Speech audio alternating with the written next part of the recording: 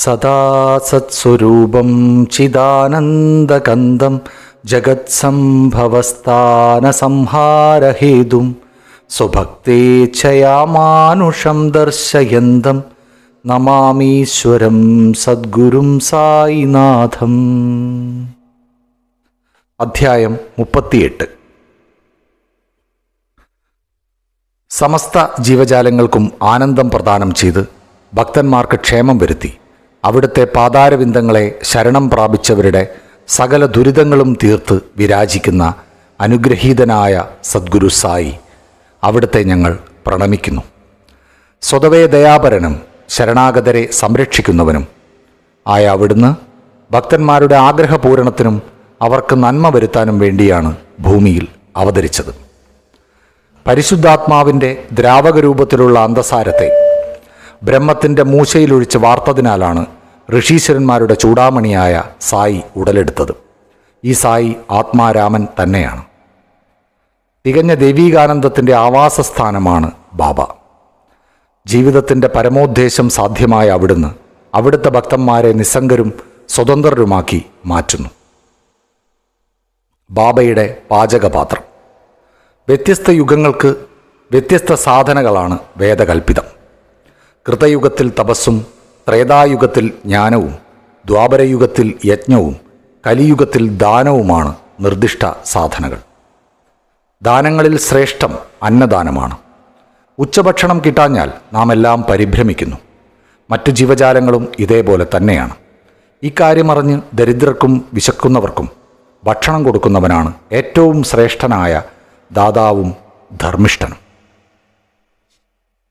തൈത്തിരീയ ഉപനിഷത്തിൽ പറയുന്നത് നോക്കുക. അന്നം ബ്രഹ്മമാണ്. അന്നത്തിൽ നിന്ന് എല്ലാ ജീവജാലങ്ങളും ജനിക്കുന്നു. ജനിച്ചു കഴിഞ്ഞാൽ അന്നം കൊണ്ട് അവ ജീവിക്കുന്നു. മരണശേഷം അന്നമായി തന്നെ അവ വീണ്ടും മാറുന്നു.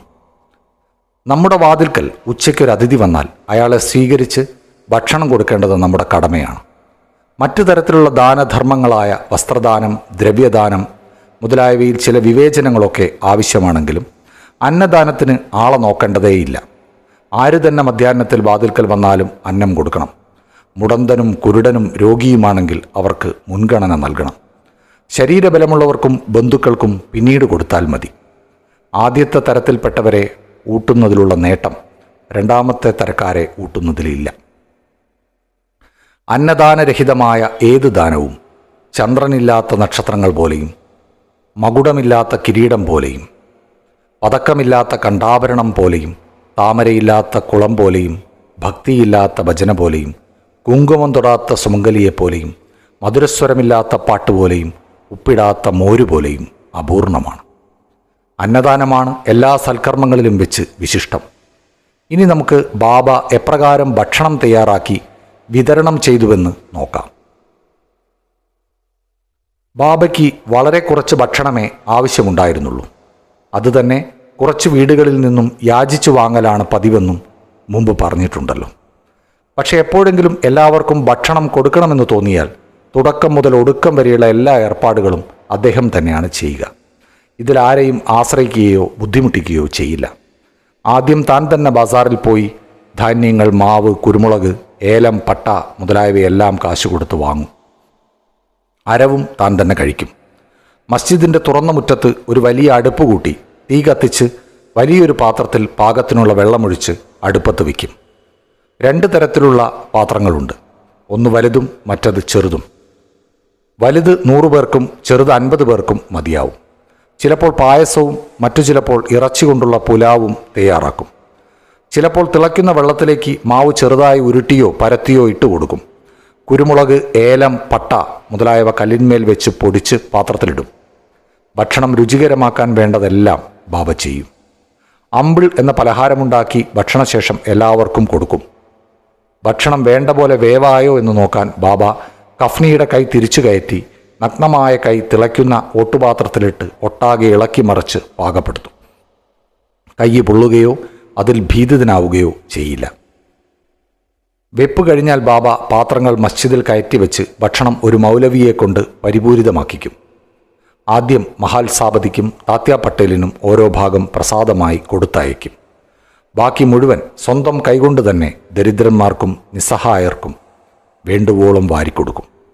അങ്ങനെ ബാബ തന്നെ തയ്യാറാക്കി വിളമ്പിക്കൊടുത്ത അന്നം കഴിക്കാൻ കഴിഞ്ഞ ജനങ്ങൾ ഭാഗ്യവാന്മാരാണ്. ചിലർ ചോദിച്ചേക്കാം, ബാബ പച്ചക്കറി ഭക്ഷണവും മാംസഭക്ഷണവും എല്ലാവർക്കും ഒരുപോലെ കൊടുക്കുമായിരുന്നോ എന്ന്. ഉത്തരം വ്യക്തവും ഋജുവുമാണ്. മാംസം കഴിക്കുന്നവർക്ക് മാത്രമേ മാംസം കൊടുക്കൂ. അല്ലാത്തവരെ കൊണ്ട് അത് തൊടിയിക്കുക പോലും ചെയ്യില്ല. അവർക്കത് കഴിക്കാനുള്ള യാതൊരു താല്പര്യവും അവരിൽ ബാബ സൃഷ്ടിക്കില്ല. ഗുരു എന്ത് പ്രസാദം തന്നാലും ശിഷ്യനത് സ്വീകരിക്കുമോ എന്ന് സംശയിച്ചാൽ നരകത്തിൽ പോകുമെന്ന ഒരു തത്വമുണ്ട്. ഈ തത്വം ഏതെങ്കിലും ശിഷ്യൻ ഗ്രഹിച്ചിട്ടുണ്ടോ എന്ന് നോക്കാൻ ബാബ ചിലപ്പോൾ ചില പരീക്ഷണങ്ങൾ നടത്തും. ഉദാഹരണമായി, ഒരു ഏകാദശി ദിവസം ബാബ ദാദാ കേൽക്കറെ വിളിച്ച് ഒരു ഉറുപ്പിക കൊടുത്ത് കൊരളയിൽ പോയി മാംസം വാങ്ങിക്കൊണ്ടുവരാൻ പറഞ്ഞു. ദാദാ കേൽക്കർ ഒരു യാഥാസ്ഥിതിക ബ്രാഹ്മണനായിരുന്നു. അയാൾക്ക് ധനധാന്യങ്ങളും വസ്ത്രങ്ങളും മാത്രം സദ്ഗുരുവിന് കൊടുത്താൽ പോരെന്നും ഗുരുവിൻ്റെ കൽപ്പന ക്ഷണത്തിൽ അക്ഷരം പ്രതി അനുസരിക്കലാണ് ഏറ്റവും സന്തോഷകരമായ ദക്ഷിണ എന്നും അറിയാമായിരുന്നു. അതുകൊണ്ട് ദാദാ കേൽക്കർ ഉടുപ്പ് മാറി മാംസം വാങ്ങാൻ പുറപ്പെട്ടു. അയാൾ പുറപ്പെട്ടത് കണ്ട് ബാബ അയാളെ മടക്കി വിളിച്ചു. പരിപാടി റദ്ദാക്കി. ഒരിക്കൽ ബാബ ദാദയോട് പുലാവിൽ ഉപ്പ് മതിയോ എന്ന് നോക്കാൻ പറഞ്ഞു. ദാദ സാധാരണ മട്ടിൽ എല്ലാം ശരിക്കുണ്ടെന്ന് പറഞ്ഞു. അപ്പോൾ ബാബ, നീ അത് കണ്ണുകൾ കൊണ്ട് കാണുകയോ നാക്കുകൊണ്ട് രുചിക്കുകയോ ചെയ്യാതെ എങ്ങനെ നന്നായെന്ന് പറഞ്ഞു. അടുപ്പ് തുറന്നൊന്ന് നോക്കൂ എന്ന് പറഞ്ഞു. അയാളുടെ കൈ പിടിച്ച് പാത്രത്തിൽ താഴ്ത്തി കൈയെടുത്ത് നിന്റെ യാഥാസ്ഥിതിക മനോഭാവം കളഞ്ഞ് കയ്യിൽ കൊണ്ടൊരു കഷ്ണം എടുത്തു നോക്ക് എന്ന് വീണ്ടും പറഞ്ഞു. മാതൃഹൃദയം സ്നേഹാർദ്രമാകുമ്പോൾ കുഞ്ഞിനെ നുള്ളി എന്ന് വരാം. അത് കരയുമ്പോൾ മാറോടടക്കി പിടിക്കുകയും ചെയ്യും. അതുപോലെ ബാബ യഥാർത്ഥമായും മാതൃനിർവിശേഷം കേൽക്കറുടെ കൈപിടിച്ച് അമർത്തിയതാണ്. ഒരു ഋഷി ഒരു ശിഷ്യനെയും നിഷിദ്ധാഹാരം കഴിക്കാൻ അനുവദിക്കില്ല. ഈ പാചകപ്പണി 1910 വരെ നടന്നു. പിന്നീട് അത് നിർത്തലാക്കി. ദാസ്കനുവിൻ്റെ കീർത്തനം കൊണ്ട് ബാബ ബോംബെ മുഴുവൻ അറിയപ്പെട്ടതോടുകൂടി കണക്കില്ലാതെ ആളുകൾ ഷിർദിയിലേക്ക് വരാൻ തുടങ്ങി. അവിടം ഒരു തീർത്ഥാടന കേന്ദ്രമായി മാറിക്കഴിഞ്ഞു. ഭക്തന്മാർ പല കാണിക്കകളും ഭക്ഷണ പദാർത്ഥങ്ങളും നൈവേദ്യങ്ങളും കൊണ്ടുവരാൻ തുടങ്ങി. അവർ കൊണ്ടുവന്ന നൈവേദ്യം കൊണ്ട് ഫക്കീർമാർക്കും ദരിദ്രന്മാർക്കും വേണ്ടുവോളം കൊടുത്തിട്ടും ബാക്കിയാവാൻ തുടങ്ങി. നൈവേദ്യം എങ്ങനെ വിതരണം ചെയ്യുമെന്ന് പറയുന്നതിന് മുമ്പ് ഗ്രാമദേവന്മാരോടുള്ള ബാബയുടെ ബഹുമാനം കാണിക്കുന്ന നാനാ സാഹിബ് ചന്ദോർക്കറുടെ കഥ പറയാം. നാനാ സാഹിബിൻ്റെ ഒരു ദേവനോടുള്ള അവഗണന. ചില അനുമാനങ്ങളെ ആശ്രയിച്ചുകൊണ്ട് ചിലർ സായി ബ്രാഹ്മണനാണെന്നും ചിലർ മുസ്ലിമാണെന്നും പറഞ്ഞു. യഥാർത്ഥത്തിൽ സായിബാബ മതാതീതനായിരുന്നു. ആർക്കും ബാബ എന്ന് ജനിച്ചെന്നോ ഏത് ജാതിക്കാരനാണെന്നോ മാതാപിതാക്കൾ ആരാണെന്നോ കൃത്യമായി അറിയില്ല. പിന്നെ എങ്ങനെ ബാബ മുസ്ലിമോ ബ്രാഹ്മണനോ ആവും? മുസ്ലിമാണെങ്കിൽ എങ്ങനെ ബാബ ധുനി എന്ന അഗ്നികുണ്ഠം കത്തിച്ചു വയ്ക്കും? എങ്ങനെ തുളസി വൃന്ദാവനം ഉണ്ടാക്കും? എങ്ങനെ ശംഖുവിളിയും മണിയടിയും വാദ്യഘോഷവും മറ്റു പലതരം ഹിന്ദു ആരാധനകളും അനുവദിക്കും? മുസ്ലിമായിരുന്നെങ്കിൽ കാതുകുത്തിയിരിക്കുമോ? സ്വന്തം പണം ചെലവ് ചെയ്ത് ഹിന്ദു ക്ഷേത്രങ്ങൾ നന്നാക്കുമോ? അതും പോരെങ്കിൽ ഹിന്ദു ക്ഷേത്രങ്ങളെ അവഗണിക്കുന്നത് ലവലേശം പോലും ബാബ പൊറുത്തിരുന്നില്ല. ഒരിക്കൽ നാനാ സാഹിബ് തൻ്റെ ഭാര്യ സഹോദരിയുടെ ഭർത്താവായ ബിനിവാലയോടുകൂടെ ഷിർദിയിലേക്ക് വന്നു. അവർ മസ്ജിദിൽ പോയി ബാബയോട് സംസാരിക്കുവാൻ തുടങ്ങിയപ്പോൾ ബാബ കോപിച്ചുകൊണ്ട് പറഞ്ഞു, നീ ഇത്രകാലം എന്നോട് ഇടപെട്ടിട്ട് ഇങ്ങനെ പെരുമാറിയതെന്താണ്? നാനാ സാഹിബിന് കാര്യം മനസ്സിലാവാതെ ബാബയോട് വിശദമായി പറയാൻ അപേക്ഷിച്ചു. ബാബ അയാളോട് എപ്പോൾ കോപ്പർഗാവണിലെത്തിയെന്നും എങ്ങനെ ഷിർദിയിലെത്തിയെന്നും ചോദിച്ചു. ഉടനെ നാനാ സാഹിബിന് തെറ്റു മനസ്സിലായി. സാധാരണ ഗോദാവരി തീരത്തുള്ള ദത്തക്ഷേത്രത്തിൽ തൊഴുതാണ് ഷിർദിയിൽ വരാറുള്ളത്. ഇപ്രാവശ്യം അയാളുടെ ദത്തഭക്തനായ ബന്ധുവിനെയും ക്ഷേത്ര ദർശനത്തിൽ നിന്നും മുടക്കി. താമസം ഒഴിവാക്കാൻ നേരെ പോരുകയാണുണ്ടായത്. ബാബയോടെല്ലാം പറഞ്ഞ് ഗോദാവരിയിൽ കുളിക്കുമ്പോൾ കാലിൽ മുള്ളു തറച്ച് വളരെ വേദനിച്ച വിവരവും വെളിപ്പെടുത്തി. ബാബ അത് അയാൾക്ക് കിട്ടിയ ഒരു ചെറിയ ശിക്ഷയാണെന്നും മേലാൽ കൂടുതൽ ശ്രദ്ധിക്കണമെന്നും താക്കീത് ചെയ്തു. ഭക്ഷണം കൂട്ടിക്കലർത്തൽ. ഇനി നൈവേദ്യ വിതരണം തന്നെ പറയാം. ആരതിക്ക് ശേഷം ഭക്തന്മാർക്കെല്ലാം ബാബ ഉധിയും അനുഗ്രഹവും കൊടുത്ത് പറഞ്ഞയച്ചു കഴിഞ്ഞാൽ അകത്തുപോയി തൂണുചാരി ഭക്ഷണത്തിനിരിക്കും. ബാബയുടെ ഇരുവശവും ഭക്തന്മാർ വരിവരിയായി ഇരിക്കും. ഭക്തന്മാർ അവർ കൊണ്ടുവന്ന പൂരി, ബോളി, ബസുന്തി, സൻസ, ചോറ് മുതലായ നൈവേദ്യങ്ങളടങ്ങുന്ന പാത്രങ്ങൾ മുന്നിൽ വയ്ക്കും. അവർ ബാബ അവ തൊട്ട് പരിശുദ്ധമാക്കി കിട്ടാൻ പുറത്ത് കാത്തു നിൽക്കും. എല്ലാ ഭക്ഷണവും ഒന്നിച്ചൊരു പാത്രത്തിലിട്ട് ബാബയുടെ മുന്നിൽ വയ്ക്കും. ബാബ അതെല്ലാം ദൈവത്തിന് നിവേദിച്ച് പരിശുദ്ധമാക്കും. പിന്നീട് ഒരു ഭാഗം പുറത്തു നിൽക്കുന്നവർക്ക് കൊടുത്ത് ബാക്കി ബാബയും അകത്തിരിക്കുന്നവരും കൂടി കഴിക്കും. 2 വരിയായിരുന്നവർ സുഖമായി കഴിക്കും, ഭക്ഷിക്കും. ബാബ ശ്യാമയോടും നാനാസാഹേബ് നിമോൻകാറിനോടും അകത്തിരിക്കുന്നവർക്ക് ഭക്ഷണം വിളമ്പി അവർക്ക് വേണ്ടതുപോലെ സുഖമായി കൊടുക്കാൻ നിർദ്ദേശിക്കും. ഇതവർ ശ്രദ്ധാപൂർവം സന്തോഷകരമായി നിർവഹിക്കും. അവർ കഴിക്കുന്ന ഭക്ഷണം അവർക്ക് ഉന്മേഷവും സംതൃപ്തിയും പ്രദാനം ചെയ്തു.